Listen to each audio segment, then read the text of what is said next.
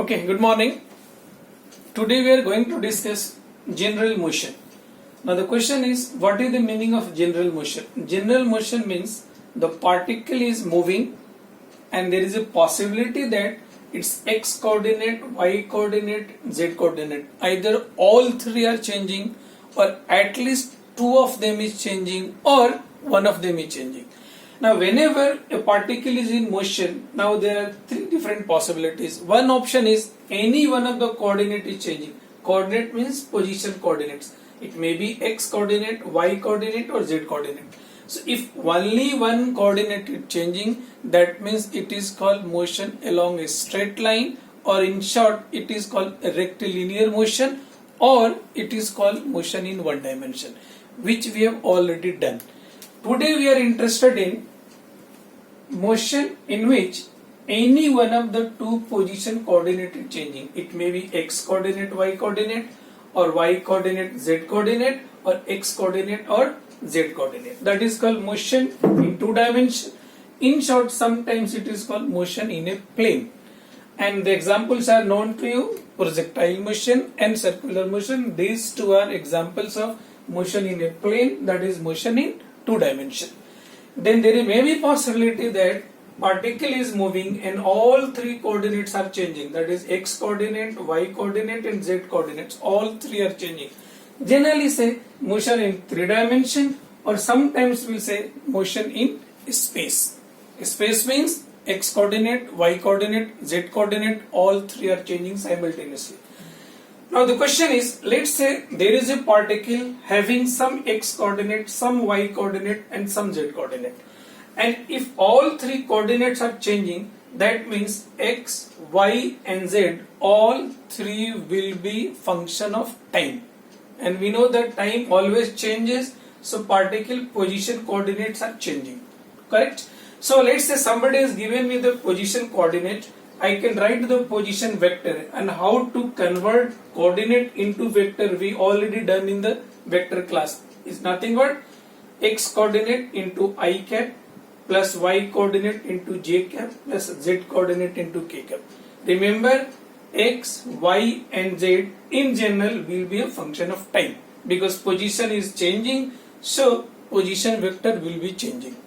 So first we have to write position coordinate into a position vector. Then comes how to find velocity vector. We already know, if I know the position vector, then velocity vector is nothing but differentiation of position vector with respect to time, or v is equal to dr by dt. Let's say we have calculated the velocity vector. Then the question is how to calculate the acceleration vector. Again we know acceleration vector is nothing but differentiation of velocity vector with respect to time, or a is equal to dv by dt. So whenever the general position coordinate of an object is given, x coordinate, y coordinate, z coordinate, then first write the position vector, then differentiate this position vector with respect to time and get the velocity vector. Once we got the velocity vector, then to find the acceleration, again I have to differentiate the velocity vector with respect to time, that is a is equal to dv by dt. In short, if position vector is given, somebody is interested in calculating the velocity vector, then what I have to do? I have to use differentiation. Again, once I know the velocity vector and I am interested in calculating the acceleration vector, then again I have to differentiate. So from position to velocity I have to differentiate, that is v should be dr by dt.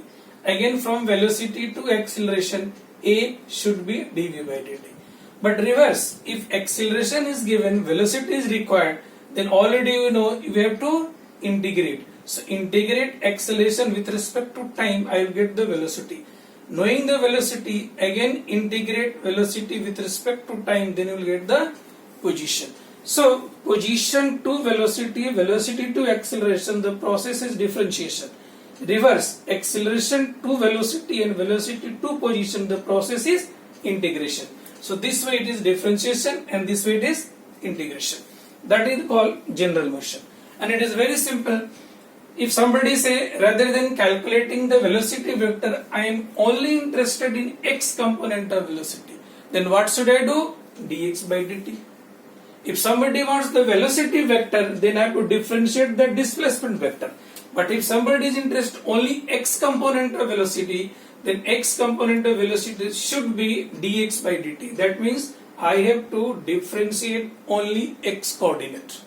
Somebody say give me the x component of acceleration, then I have to differentiate only x component of velocity with respect to time. That is, I have to say dvx by dt. Similarly, to calculate y component, I have to differentiate y position vector with respect to time.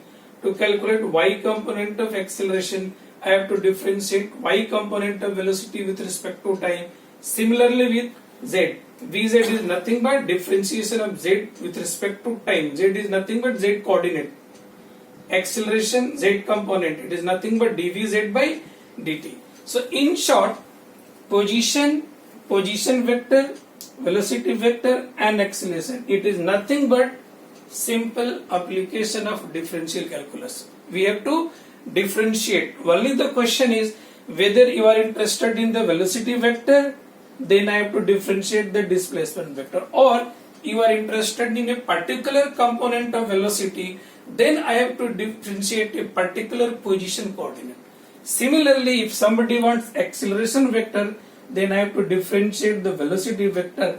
But if somebody say I am interested only x component of acceleration, then just differentiate x component of velocity with respect to time. Somebody say y component of acceleration, just differentiate y component of velocity with respect to time, and so on. Okay, so this is called general motion. Now when we go to the projectile motion, we will be discussing two-dimension motion, that is called motion in a plane. That means any of the two position coordinates will be changing. Generally we take x coordinate and y coordinate. So projectile motion is an example of motion in a plane or motion in two dimension. Okay, now next we will discuss projectile motion. Correct?